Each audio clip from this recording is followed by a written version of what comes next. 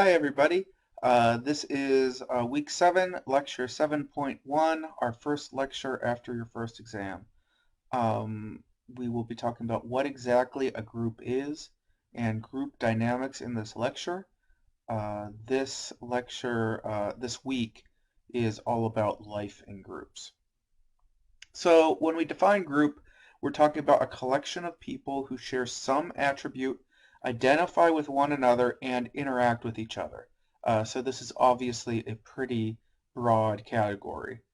Social groups provide values, norms, and rules that guide people's lives. If you want a refresher on values and norms, go ahead and look back in our Culture Chapter 3. And groups come in two major classifications and many types. So group is our master definition, and then we have many sub-definitions within that we're getting in this lecture. A primary group is usually involves more face-to-face interaction, greater cooperation, and deeper feelings of belonging. These groups are most typically where we associate closely with other members. Your primary group is probably the most important group in your life at that given time. So this includes friends, it includes family. These are the people that you would put yourself in danger for, that you would bleed for, you would die for, etc. Larger, less personal groups are known as secondary groups. A secondary group is typically organized around a specific activity or the accomplishment of a specific task. So school is often thought of as a secondary group.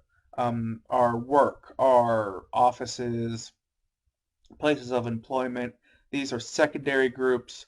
Religious organizations are often secondary groups toward the end of the goal of the group is to worship the deity and or do things related to that religion, etc. It's important to note that primary groups may become secondary groups become primary groups. Those can flow back and forth. It's almost always takes the form of secondary groups becoming primary groups.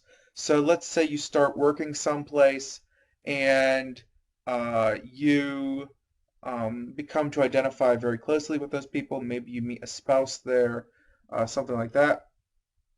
That is example of your work group becoming your primary or something like a family group. It's a new set of concepts. A crowd. A crowd is different because it is a temporary gathering of people in a public place whose members may interact but do not identify with each other and will not remain in contact with each other.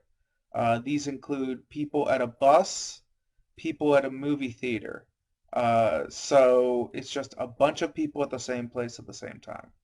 Now, in your textbook, there's a sub-definition of an aggregate.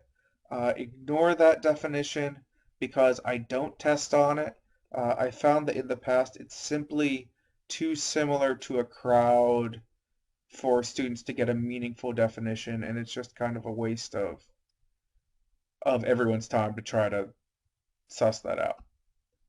Social network, then. This is a group that we are becoming increasingly aware of in our society. A social network is a web or a network of direct and indirect ties connecting an individual to other people. Your social network includes your family, your friends, your peers, your colleagues, teachers, coworkers, everyone you know, everyone you have contact with.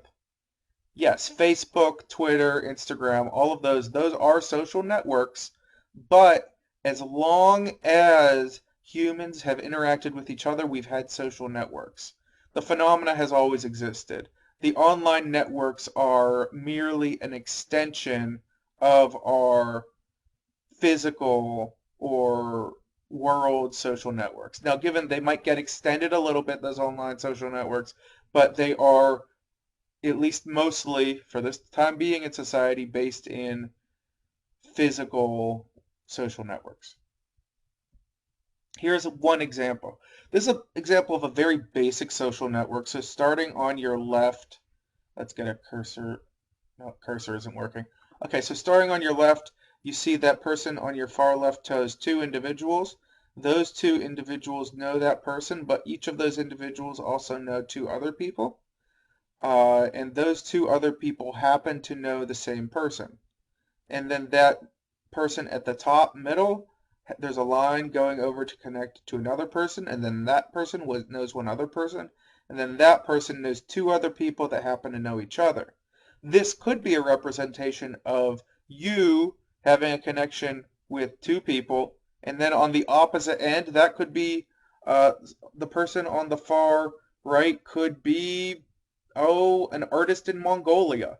It could be almost anyone in the world. You don't necessarily have to be directly tied to all of the people that are in your social network. There are what are called degrees of separation.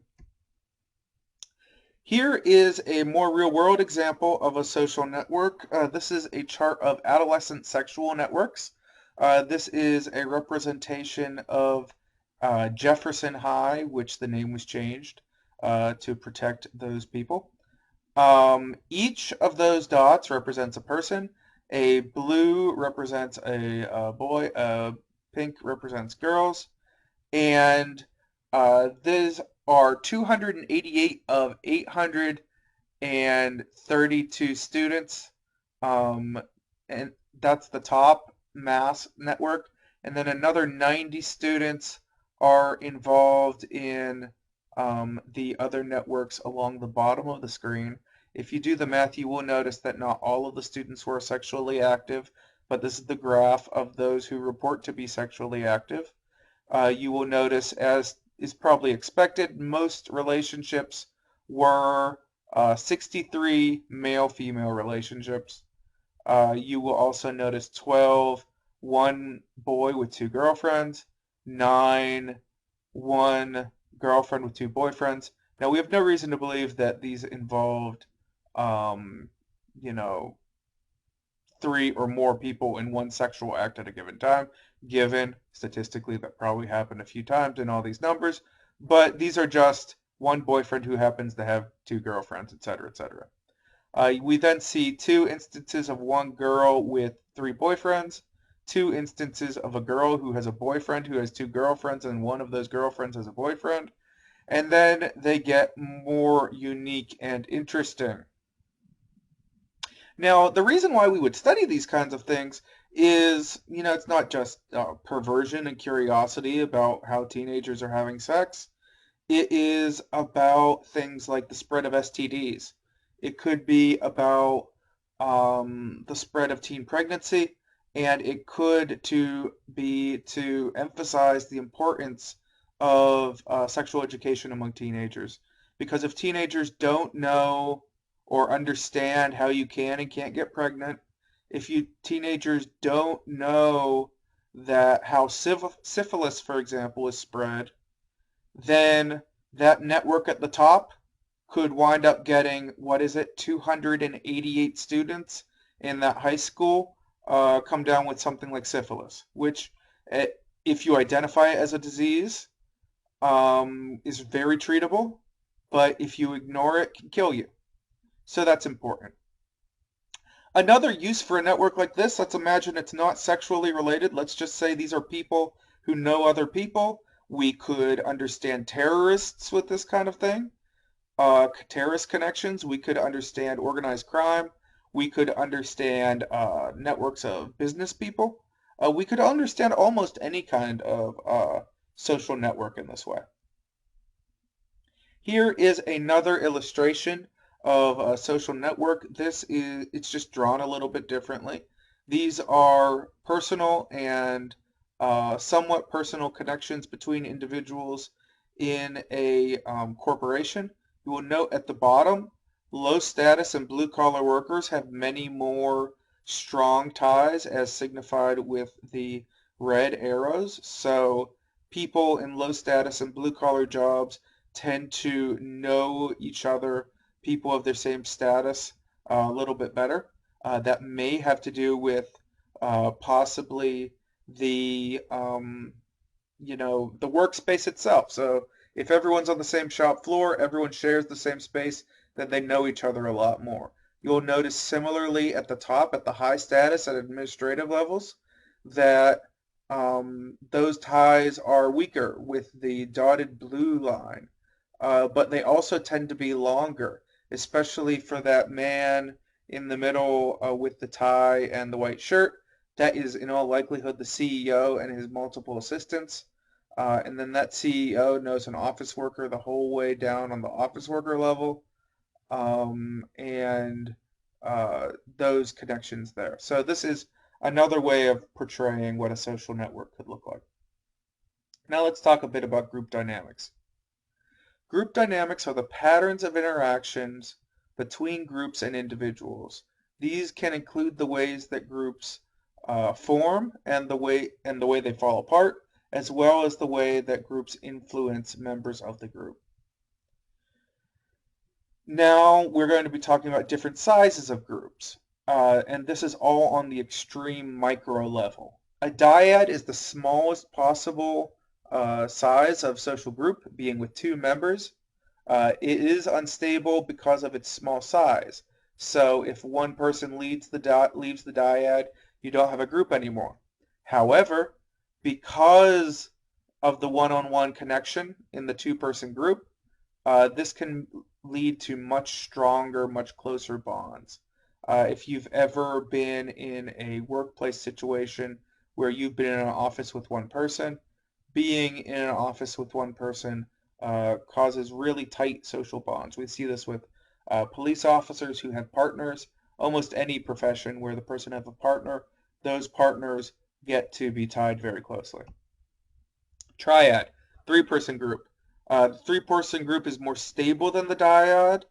However, and because of that, conflicts between the 2 members can be mediated by the 3rd member. So if 2 people in the triad get in a fight, then the 3rd person can try to make the relationship, the 3-person relationship work.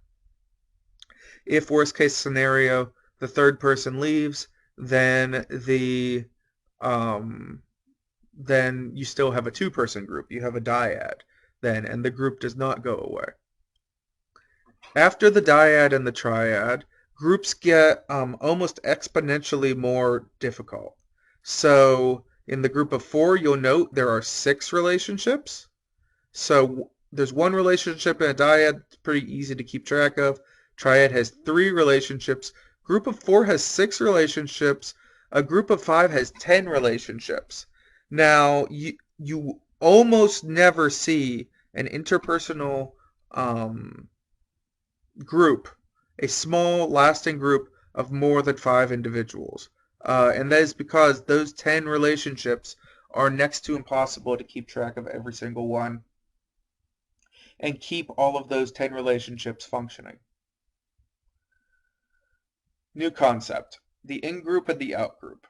An in-group is a group that a person identifies with and feels loyalty toward. An out-group is a group that a person feels opposition, rivalry, or hostility toward. And these in-groups and out-groups may be either on the micro level or the macro level. Your in-group are your friends, your out-group are your enemies. And this can be, like I said, micro or macro level. Your in-group can be your family and the people you hate that live across the street. That can be your out-group, just like a on your street kind of dynamics.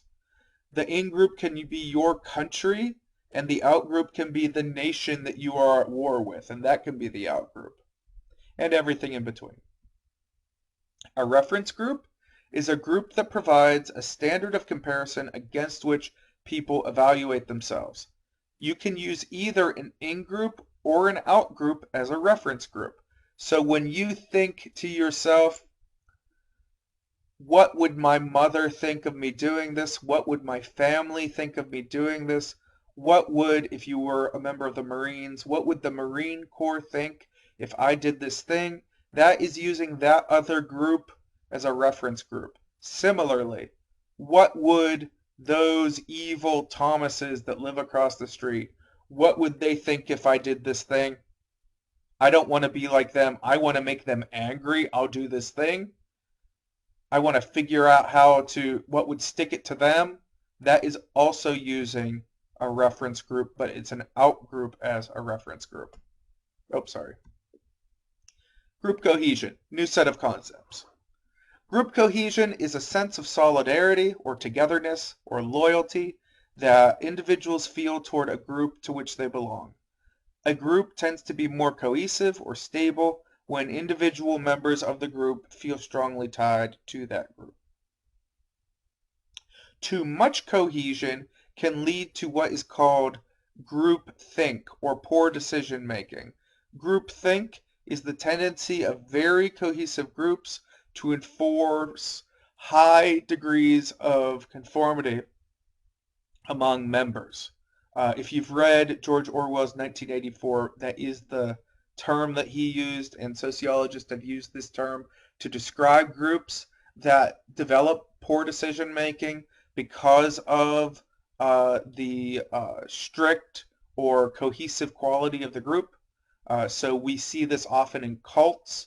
We see this often in dictatorships where people are afraid to question authority. But we could also see this in a group of friends.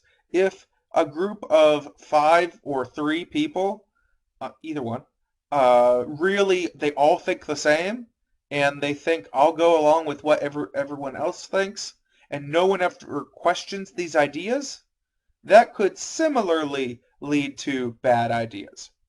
Okay, so this is the last slide of this presentation. I look forward to talking to you again in the next presentation and our discussion that I will lay out on the next presentation. Thank you. Goodbye.